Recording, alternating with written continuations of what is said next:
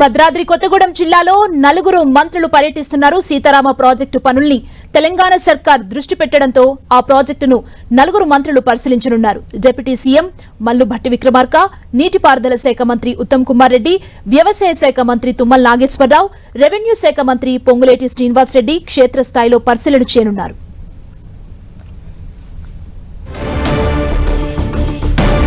Sitarama project పనులపై మా ప్రతినిధి సైదులు పూర్తి వివరాలు అందిస్తారు. తలాపనే గోదావరి పారుతుంది, అయినా రైతుల పొలాలు బీడుబారుతున్నాయి.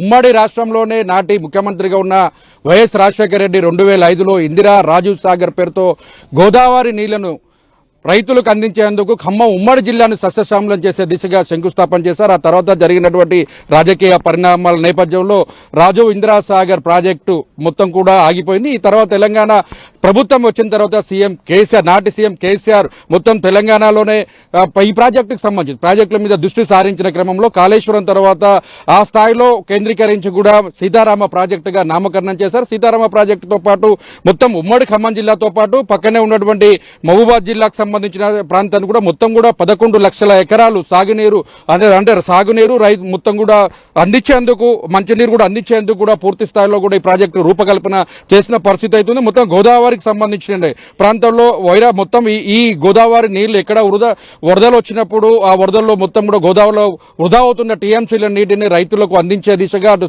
తాగునీరు సమస్యలు లేకుండా చేసేందుకు ఆనాడు ప్రభుత్వం చాలా ప్రయత్నం చేసింది. అయితే దాని తర్వాత కొంతకాలం తర్వాత సీతారామ ప్రాజెక్టు తర్వాత సీతమ్మ ఎత్తుపోతల పథకాన్ని కూడా మరో రూపకల్పన చేసింది. గతంలో ఇక్కడ సర్ ఆర్థర్ కాటన్ నిర్మించినటువంటి బ్యారేజ్ ఉంది. ఆ బ్యారేజ్ పైన ఈ సీతమ్మ వాగుకు సంబంధించినటువంటి ప్రాజెక్టు ప్రస్తుతం మనం గోదావరి దగ్గర ఎత్తుపోతల పథకం ఏదైతే సీతారామ ఎత్తుపోతల పథకం ఉందో ఆ ఎత్తుపోతల పథకం దగ్గర మనం చూస్తున్న విజువల్స్ లో గోదావరి దృశ్యాలు మొత్తం గోదావరి పైన కడుతున్నటువంటి నిర్మాణాలు ఏ విధంగా ఉన్నాయి.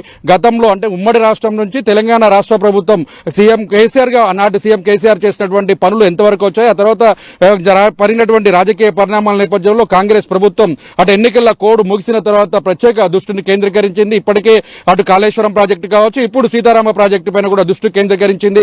ఉమ్మడి ఖమ్మం జిల్లాతో పాటు అదేవిధంగా మిగిలిన జిల్లాల్లో కూడా సస్యశ్యామలం చేసేటువంటి గోదావరి నీళ్లు వృధాగా పోతున్న నీటిని ప్రతి నీటి బొట్టును కూడా ఒడిసిపట్టేందుకు కూడా అటు మంత్రులు తీవ్ర ప్రయత్నం చేస్తున్నారు. గతంలో ఇప్పటికే నేడు మంత్రిగా కొనసాగుతున్నటువంటి తుమ్మల నాగేశ్వరరావు ఈ సీతారామ ప్రాజెక్టు పైన కూడా ప్రత్యేక దృష్టి సారించిన పరిస్థితి మనకు కనిపిస్తుంది. మొత్తం ఉమ్మడి ఖమ్మం జిల్లాతో పాటు మిగిలిన జిల్లాలకు సంబంధించినటువంటి నీరు అందించేందుకు ప్రస్తుతం మొత్తం ఈ ప్రాజెక్టుకు సంబంధించి నలుగురు మంత్రులు అంటే డిప్యూటీ సీఎం మల్లు భట్టి విక్రమార్కతో పాటు నీటిపారుదల శాఖ మంత్రిగా ఉన్నటువంటి ఉత్తమ్ కుమార్ రెడ్డితో పాటు అదేవిధంగా పొంగులేటి శ్రీనివాసరెడ్డి, తుమ్మల నాగేశ్వర వ్యవసాయ శాఖ మంత్రి నలుగురు కూడా ఈ సీతారామ ప్రాజెక్టు పనులు ఎంతవరకు వచ్చాయి, ఆ ప్రాజెక్టు పనులు ఎందుకు ఆలస్యం అవుతున్నాయి అనే దాని మీద కూడా సమీక్ష చేయనున్నారు. దీనిపైన ప్రాజెక్టుకు సంబంధించి కూడా పవర్ ప్రజెంటేషన్ ఇవ్వడానికి కూడా అధికారులు సిద్ధమైన పరిస్థితి కనిపిస్తుంది. ఎందుకంటే ఈ ప్రాజెక్టు రూపకల్పన చేసేటప్పుడు ఏడాదిలోనే ఈ ప్రాజెక్టును పూర్తి స్థాయిలో కూడా అందిస్తామని కూడా చెప్పారు. అయితే దాదాపుగా 10 సంవత్సరాలు టీఆర్ఎస్ ప్రభుత్వం కావచ్చు, ఇప్పుడు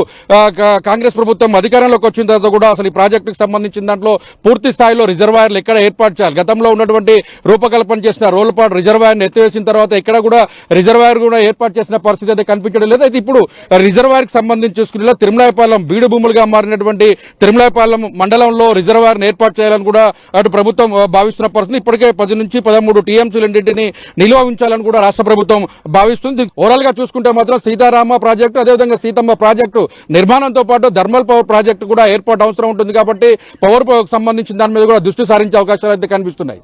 కెమెరామెన్ విజయ్తో సైదులు 10 టీవీ సీతమ్మ ప్రాజెక్టు నుంచి.